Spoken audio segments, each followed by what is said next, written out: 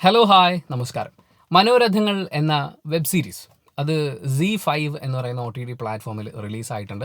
Link ഞാൻ ഡിസ്ക്രിപ്ഷനിൽ കൊടുക്കാം. MT സാർ എഴുതിയ അദ്ദേഹത്തിൻ്റെ 9ഓളം കൃതികളെ ആസ്പദമാക്കിയുള്ള സിനിമകൾ, ചെറു സിനിമകളാണ് അതിനകത്തുള്ളത്. ചിലത് 40 മിനിറ്റിന് മുകളിലുണ്ട്, ചിലത് 30 മിനിറ്റിന് മുകളിൽ, അങ്ങനെ അങ്ങോട്ടും ഇങ്ങോട്ടും ഈ നീളം കൂടിയും കുറഞ്ഞൊക്കെയാണ് ഇരിക്കുന്നത്.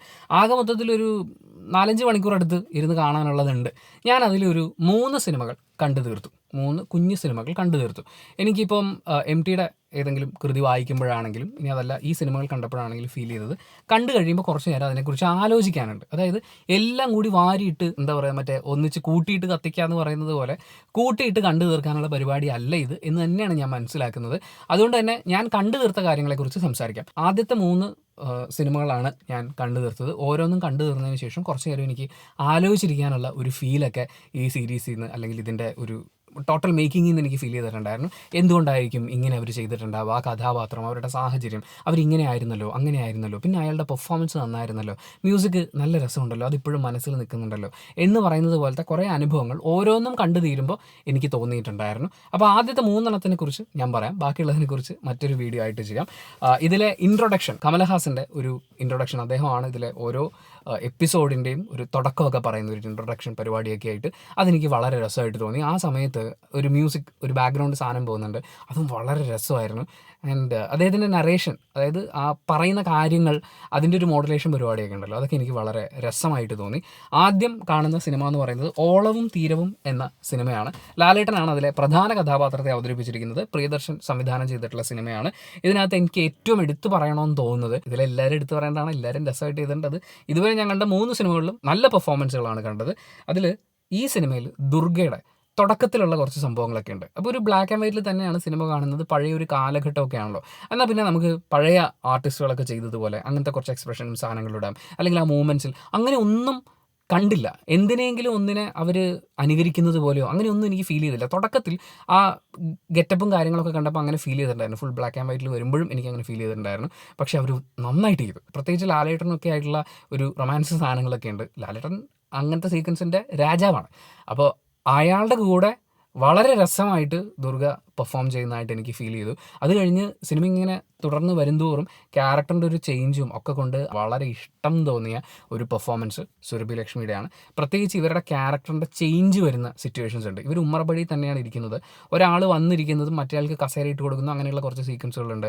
അതുപോലെ നോട്ടത്തിലുള്ള കുറേ എലമെൻറ്റുകളൊക്കെ ഉണ്ട്. ഇവരുടെ കോൺസ്റ്റൻ്റ് ഒരു ശ്രമമുണ്ട് മകളെ സുരക്ഷിതയാക്കാൻ വേണ്ടിയിട്ടുള്ള. അപ്പോൾ ആ ശ്രമങ്ങളുടെ ഭാഗമായിട്ടുള്ള കാര്യങ്ങളും എല്ലാം കൊണ്ടും വളരെ നല്ല രസമുള്ള, നമുക്കിങ്ങനെ എടുത്തു പറയാൻ പറ്റുന്ന കുറേ സീക്വൻസുകൾ അവരുടെ ഭാഗത്തു നിന്ന് ഉണ്ടായിട്ടുണ്ട്. ആൻഡ് ഹരീഷ് പേരടി ഒരു വില്ലൻ പരിപാടി പുള്ളി അടിപൊളിയായിട്ട് ചെയ്തിട്ടുണ്ട്. പുള്ളിക്ക് വളരെ ഈസി ആയിട്ട് പുള്ളി പെർഫോം ചെയ്തതെന്ന് എനിക്ക് ഫീൽ ചെയ്തു. പിന്നെ ക്ലൈമാക്സ്, നബീസു എന്ന് പറയുന്ന ക്യാരക്ടർ ഒരു നോവായി നമ്മുടെ ഉള്ളിൽ നിൽക്കുമെന്നൊക്കെ, അങ്ങനെ നമ്മൾ ചില ക്യാരക്ടേഴ്സിനെ കുറിച്ച് പറയില്ലേ എന്ന് പറയുന്നത് പോലെയാണ് എനിക്ക് ഫീൽ ചെയ്തത്. മാത്രമല്ല, ഞാൻ പറഞ്ഞില്ലേ, ഒരു സിനിമ കഴിയുമ്പോൾ നിർത്തി അടുത്ത എപ്പിസോഡ് ഓട്ടോമാറ്റിക്കലി സ്റ്റാർട്ട് ചെയ്യും. പക്ഷേ അതിനെ നിർത്തി വെച്ചിട്ട് കുറച്ച് നേരം ഇരുന്ന് ആലോചിക്കാനുള്ളതുണ്ട്. എന്തുകൊണ്ടായിരിക്കും നബീസു അങ്ങനെ ചെയ്തത്? അങ്ങനെയല്ലാതെ അവർക്ക് എങ്ങനെയായിരിക്കും ചെയ്യാൻ പറ്റുക? അവരിങ്ങനെ ഒരു തീരുമാനമാണ് എടുത്തിരുന്നതെങ്കിൽ അതിൻ്റെ ന്യായം എന്തായിരിക്കും? അതിലെന്താണ് ആ തീരുമാനം ഇവരെടുക്കാതിരുന്നത്? അതിൻ്റെ കാരണം എന്താണ് എന്നൊക്കെ പറയുന്നത് പോലെയുള്ള ഒരുപാട് ചോദ്യങ്ങൾ നമ്മുടെ മനസ്സിലേക്ക് വരും. അതിനൊക്കെ നബീസുവിൻ്റേതായിട്ടുള്ള ഉത്തരങ്ങൾ നമുക്ക് നമ്മുടെ ഉള്ളിൽ ക്രിയേറ്റ് ചെയ്ത് എടുക്കാൻ പറ്റുന്നു എന്നുള്ളത് അത് എഴുത്തിൻ്റെ ശക്തിയാണ്.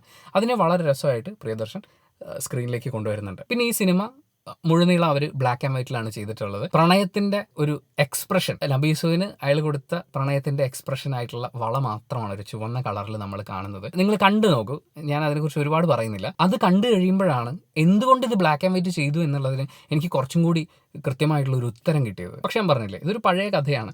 ഇതിനോട് സിമിലർ ആയിട്ടുള്ള, അല്ലെങ്കിൽ ഇതിലെ സംഭവങ്ങളിൽ ചിലതിനോടൊക്കെ സിമിലർ ആയിട്ടുള്ള പഴയ സിനിമകൾ, ബ്ലാക്ക് ആൻഡ് വൈറ്റ് അടക്കമുള്ള കാലഘട്ടങ്ങളിൽ നിന്ന് തന്നെ സിനിമകൾ ഉണ്ടായിട്ടുണ്ട്. പക്ഷേ അതിൻ്റെ ക്ലൈമാക്സ് ആൻഡ് അതിൽ നിന്ന് വരുന്ന ഒരു തോട്ട് പ്രോസസ്സ്, അതാണ് ഇതിനെ വ്യത്യസ്തമാക്കുന്നത്. അതുകൊണ്ട് ചില ആളുകൾക്ക് ഇത് കണ്ടു കഴിഞ്ഞാൽ, ഓ ഇതാണോ ഇത്, പഴയ പൈങ്കിളി കഥയല്ലേ എന്നൊക്കെ പറയുന്നത് പോലത്തെ തോട്ടൊക്കെ ഉണ്ടാവും. പക്ഷേ ഇതിൻ്റെ ക്ലൈമാക്സിനെ വെച്ചുകൊണ്ട് നിങ്ങൾ ചിന്തിക്കാൻ തയ്യാറാവുകയാണെങ്കിൽ ഇത് ഒരുപാട് ചിന്തിക്കാൻ വക തരുന്നുണ്ട്. രണ്ടാമത്തത് കടുകണ്ണാവ ഒരു യാത്രാക്കുറിപ്പ് എന്ന് പറയുന്ന സിനിമയാണ്. രഞ്ജിത്ത് സംവിധാനം ചെയ്തിട്ടുള്ള സിനിമ, മമ്മൂക്ക പ്രധാന കഥാപാത്രത്തെ അവതരിപ്പിച്ചിരിക്കുന്ന സിനിമ. പക്ഷേ ഇതിൽ മമ്മൂക്കയേക്കാൾ കൂടുതൽ ഒരു പക്ഷേ പെർഫോം ചെയ്യാനുള്ളതും നന്നായിട്ട് തന്നെ അത് ചെയ്തു എന്നെനിക്ക് ഫീൽ ചെയ്തത് വിനീത് എന്ന് പറയുന്ന അഭിനേതാവാണ്. പുള്ളി വളരെ രസമായിട്ട് ആ റോൾ കൈകാര്യം ചെയ്തിട്ടുണ്ട്. ഞാൻ ഈ പുസ്തകങ്ങളിലൂടെയൊക്കെ വായിച്ചിട്ടാണ് ഇതുപോലെയുള്ള കഥാപാത്രങ്ങൾ, ഇതുപോലെയുള്ള വീടുകൾ എന്നൊക്കെ പറയുന്ന പോലത്തെ സംഭവങ്ങളൊക്കെ ഉള്ളത്. അപ്പം അവിടുത്തെ ചിന്തകൾ, കൂട്ടുകുടുംബം, അതുമായിട്ട് ബന്ധപ്പെട്ടിട്ടുള്ള കാര്യങ്ങൾ, അപ്പം നമ്മുടെയൊക്കെ വായിച്ചറിവിലുള്ള ആ സാധനത്തിനെ ശരിക്കും ഇയാൾ ജീവൻ കൊടുത്ത് മുന്നിൽ കൊണ്ടുവരുന്നു എന്ന് പറയുന്ന പോലെയാണ് എനിക്ക് ഫീൽ ചെയ്തത്. ആൻഡ് എടുത്ത് പറയേണ്ട ഒരു പെർഫോമൻസ് അനുമോളുടേതാണ്. അവർക്ക് ഇപ്പോൾ പ്രത്യേകിച്ച് ഭയങ്കര സംഭവങ്ങളോ അല്ലെങ്കിൽ ഭയങ്കര വേലിയേറ്റ ഇറക്കങ്ങളോ ഒന്നും നമ്മൾ കാണുന്നില്ല, കുഞ്ഞു കാര്യമാണ്. പക്ഷെ അതിനെ ഒട്ടും ഓവറാക്കാതെ അവർ കൈകാര്യം ചെയ്തു എന്ന് പറയുന്നത് അത് അഭിനന്ദനാർഹമായ ഒരു കാര്യമായിട്ട് എനിക്ക് ഫീൽ ചെയ്തു. പിന്നെ ഇതിൻ്റെ അകത്ത് കുട്ടികൾ, അവരെയും എനിക്ക് വളരെയധികം ഇഷ്ടപ്പെട്ടു. ആ കുട്ടികൾ തമ്മിലുള്ള ഒരു റിലേഷൻഷിപ്പ് ബിൽഡ് ചെയ്ത് വരുന്നത് ശരിക്കും ഈ സിനിമ ഇങ്ങനെ കണ്ടുകൊണ്ടിരിക്കുന്ന സമയത്ത് ഞാൻ ഈ എഴുത്ത് വായിക്കുന്നത് പോലെയാണ് എനിക്ക് ഫീൽ ചെയ്യുന്നത്. ലീല എന്ന് പറയുന്ന ക്യാരക്ടർ ആരായിരുന്നു? അവൾ ആ ഒറ്റപ്പെട്ട വീടിനുള്ളിൽ, എന്താ പറയുക, ഹൈറാർക്കിയൊക്കെ നിറഞ്ഞു നിൽക്കുന്ന വീടിൻ്റെ ഉള്ളിൽ ഏറ്റവും ഇളയവനായതുകൊണ്ട്, അല്ലെങ്കിൽ കൂട്ടത്തിൽ ഇളയവനായതുകൊണ്ട് എല്ലാവരും ഭരിക്കാൻ നിന്നിരുന്ന അവനോട് സൗഹൃദം കാട്ടിയിരുന്ന, അവൻ്റെ സൗഹൃദമായിരുന്നു, അല്ലെങ്കിൽ അവനെയും അവൻ്റെ കളിപ്പാട്ടങ്ങളെയും അവൻ്റെ കൊച്ചബദ്ധങ്ങളെയും ഒക്കെ സ്വീകരിക്കുന്ന ഒരു കൂട്ടുകാരിയായിരുന്നു ലീല എന്ന് പറയുന്നത് എന്നുള്ള ഒരു എഴുത്താണ് ഈ സിനിമയിലെ പല വിഷ്വൽസിലും കൂടി പോകുമ്പോൾ മനസ്സിലേക്ക് വരുന്നത്. സത്യം പറഞ്ഞു കഴിഞ്ഞാൽ രഞ്ജിത്ത് എന്ന് പറയുന്ന സംവിധായകനും മമ്മൂട്ടി എന്ന് പറയുന്ന അഭിനേതാവും ഒക്കെ അവരെന്താണോ ബെസ്റ്റായിട്ട് ചെയ്യുന്നത് അതിന് പറ്റിയ ഒരു ഗംഭീരമായിട്ടുള്ളൊരു സംഭവമായിരുന്നു ഇത്. ഇതിൻ്റെ വിഷ്വൽ ലാംഗ്വേജ് വളരെ വളരെ ഇമ്പോർട്ടൻ്റ് ആണെന്ന് എനിക്ക് ഫീൽ ചെയ്യുന്നു. ഒന്ന്, അവർ ശ്രീലങ്ക കാണിച്ചിരിക്കുന്നത്, പിന്നെ ഈ നാട്ടിൻപുറം കാണിക്കുമ്പോൾ അല്ലെങ്കിൽ ഈ വീട് കാണിക്കുമ്പോൾ അവിടെയുള്ള ആൾക്കാരുടെ വസ്ത്രധാരണമാണെങ്കിലും അവിടെ മേശപ്പുറത്തിരിക്കുന്ന സാധനങ്ങളാണെങ്കിലും ഇവരുടെ കയ്യിലുള്ള ഓരോ കാര്യങ്ങളും, പിന്നെ ആ ഫാൻ, അങ്ങനെ കുറേ സാധനങ്ങളുണ്ട്. അതൊക്കെ റിസർച്ച് ചെയ്ത് അവർ കൊണ്ടുവന്നിരിക്കുന്നു എന്ന് പറയുന്നത് അതും സമ്മതിച്ചു കൊടുക്കണം. കാര്യം അതൊക്കെ ചേരുമ്പോഴാണ് ഈ സിനിമയുടെ ഒരു കാലഘട്ടത്തിലേക്ക്, ആ വീടിനുള്ളിലേക്കൊക്കെ നമ്മൾ ശരിക്കും ഇറങ്ങിപ്പോകുന്നത്. പിന്നെ അതിൻ്റെ ബാക്ക്ഗ്രൗണ്ട് സ്കോർ, മ്യൂസിക് ഡിപ്പാർട്ട്മെൻ്റ് ഒക്കെ വളരെ രസമായിട്ട്, അത് ആദ്യത്തെ സിനിമയിലും അങ്ങനെ തന്നെയാണ്. മൂന്നാമത്തെ സിനിമ കാഴ്ച എന്ന് പറയുന്ന സിനിമയാണ്. ശ്യാം പ്രസാദാണ് ഇത് സംവിധാനം ചെയ്തിരിക്കുന്നത്. പാർവതിയാണ് പ്രധാന കഥാപാത്രത്തെ അവതരിപ്പിക്കുന്നത്. അതിലെടുത്ത് പറയേണ്ട മറ്റൊരു പെർഫോമർ എന്ന് പറയുന്നത് നരേനാണ്. നരേൻ ശരിക്കും മുഖമുയർത്തി ഒന്നും നോക്കുന്നു പോലുമില്ല. അയാളുടെ ജീവിതത്തിലെ ഒരുപാട് പരാജയങ്ങളുടെ ഭാരവും അയാൾക്ക് ഒന്നിനെയും ഫേസ് ചെയ്യാൻ പറ്റാത്തൊരു സാഹചര്യത്തിലേക്കാണ് അയാൾ എത്തിക്കൊണ്ടിരിക്കുന്നത് എന്നതിനൊക്കെ ക്യാരി ചെയ്യുന്ന വളരെ ഗംഭീരമായിട്ടുള്ളൊരു ബോഡി ലാംഗ്വേജ് പുള്ളിക്ക് ഈ സിനിമയിൽ വളരെ കുറച്ച് മാത്രമേ ഉള്ളൂ. പാർവതി അപേക്ഷിച്ച് നോക്കുമ്പോൾ പാർവതിയുടെ കൂടെയാണ് സിനിമ പോകുന്നത്. നരേൻ വളരെ കുറച്ചേ ഉള്ളൂ. പക്ഷേ അത്രയും കുറഞ്ഞ സമയം കൊണ്ട് അതിനെ എസ്റ്റാബ്ലിഷ് ചെയ്തെടുക്കുക എന്ന് പറയുന്നത്, അയാളുടെ ജീവിതത്തിനെ തന്നെ മാർക്ക് ചെയ്യുക എന്ന് പറയുന്നത് അബ്സല്യൂട്ട്ലി വണ്ടർഫുൾ. ആൻഡ് പാർവതി അതിഗംഭീരമായിട്ട് ചെയ്തിട്ടുണ്ട്. പാർവതിക്ക് വളരെ സിമ്പിളായിട്ട് ഇതൊക്കെ ചെയ്യാൻ പറ്റുന്നു എന്ന് ഇപ്പോൾ കാണുമ്പോൾ തോന്നിപ്പോവാണ്. അങ്ങനെയല്ല, ആ ക്യാരക്ടറിന് ഒരുപാട് ലെയേഴ്സ് ഉണ്ട്, ഒരുപാട് സിറ്റുവേഷൻസ് ഉണ്ട്. പല കാര്യങ്ങളും കാണുമ്പോൾ അവർ നിർവികാരതയോടെ പെരുമാറുന്നു അല്ലെങ്കിൽ അങ്ങനെ നോക്കി നിൽക്കുന്നു നമുക്ക് തോന്നിയാൽ പോലും അവരുടെ ഉള്ളിൽ കൂടി പോകുന്ന കാര്യങ്ങൾ ആ കണ്ണുകളിലുണ്ട്. അത് ആ ഒരു രീതിയിൽ തന്നെ പെർഫോം ചെയ്യുക എന്ന് പറയുന്നത് പാർവതി ഗംഭീരമായിട്ട് ചെയ്തിട്ടുണ്ട്. പിന്നെ ഈ സിനിമയിലാണ്, ഈ 3 എണ്ണം കണ്ടു കഴിഞ്ഞപ്പോൾ ഈ സിനിമയിലേക്ക് വരുമ്പോഴാണ് പാട്ടുകൾ എന്ന് പറയുന്നൊരു സാധനമൊക്കെ വരുന്നത്. അതും വളരെ രസമായിരുന്നു. നല്ല പ്ലേസ്മെൻ്റ് ആയിരുന്നു. അതായത് ആ ഒഴുക്കിൽ അതങ്ങനെ പൊയ്ക്കൊണ്ടിരിക്കുകയാണ്. മാത്രമല്ല ഈ ക്യാരക്ടർ എന്ന് പറയുന്നത് അവരും സംഗീതത്തിലൂടെയാണ് യാത്ര ചെയ്തുകൊണ്ടിരിക്കുന്നത്. അപ്പോൾ അവരുടെ ഇഷ്ടങ്ങൾ, സന്തോഷങ്ങൾ, അതിലൂടെയൊക്കെ പോകുമ്പോൾ അവിടെ സംഗീതത്തിന് വളരെ പ്രാധാന്യമുണ്ട്. സംഗീതമാണ് അവരെ കൊണ്ട് പല തീരുമാനങ്ങളും എടുപ്പിക്കുന്നത്. അങ്ങനെയുള്ള കുറേ എലമെൻറ്റുകളൊക്കെ ഉണ്ട്.